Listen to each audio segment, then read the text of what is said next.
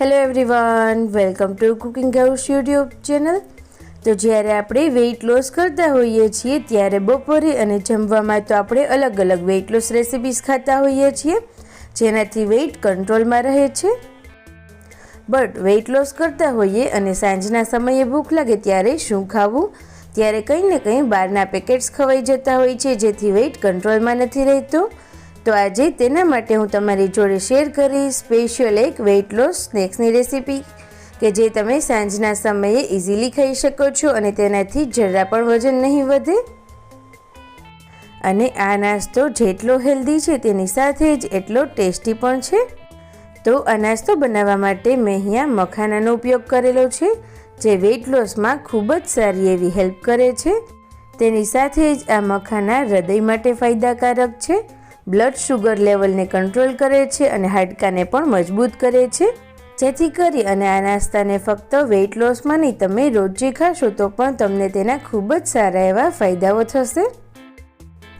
તો હવે નાસ્તો બનાવવા માટે આ રીતેની એક કઢાઈ લઈ અને પહેલાં લીધેલા બધા જ મખાનાને આપણે શેકી લઈશું। આ રીતે થોડા શેકી લેવાથી તેનો નાસ્તો એકદમ સરસ એવો ક્રિસ્પી બનશે અને તેને વધારે નથી શેકવાના, ફક્ત 1 મિનિટ માટે ગેસની મીડિયમ ફ્લેમ પર આપણે તેને શેકી લઈશું।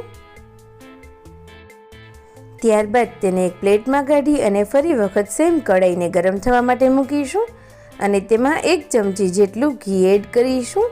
જો તમારે તેલનો ઉપયોગ કરવો હોય તો તેલનો પણ ઉપયોગ કરી શકો છો અને ઘી અને તેલનો એટલો જ ઉપયોગ કરવો કે જેથી કરી અને આપણે જે પણ મસાલા એડ કરીએ છીએ તે મખાનામાં એકદમ સરસ રીતે કોટ થઈ જશે।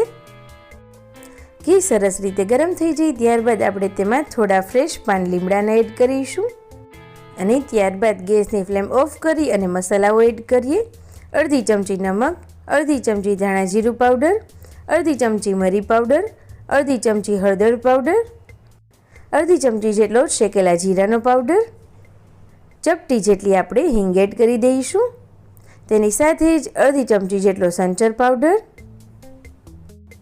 તેની સાથે જ 1 ચમચી જેટલો મેગી મસાલો અને અડધી ચમચી જેટલો આમચૂર પાવડર એડ કરીશું। મેં અહીંયા બધા જ મસાલાનો ઉપયોગ કરેલો છે। આમાંથી જો તમને જે પણ મસાલા એડ કરવા હોય તે મસાલા એડ કરી અને સિમ્પલ રીતે પણ આ મખાનાનો નાસ્તો બનાવી શકો છો। અને લાસ્ટમાં હવે આપણે લાલ મરચું પાવડર એડ કરીશું જેનો ઉપયોગ મેં 1 ચમચી જેટલો કરેલો છે। ત્યારબાદ હવે બધા જ મસાલાઓને સરસ રીતે મિક્સ કરી દઈએ। મસાલા મિક્સ થઈ જાય ત્યારબાદ હવે આપણે તેમાં મખાના એડ કરીશું। બધો જ મસાલો મખાનામાં કોટ થઈ જાય એ રીતે આપણે તેને મિક્સ કરતા જવાનું છે।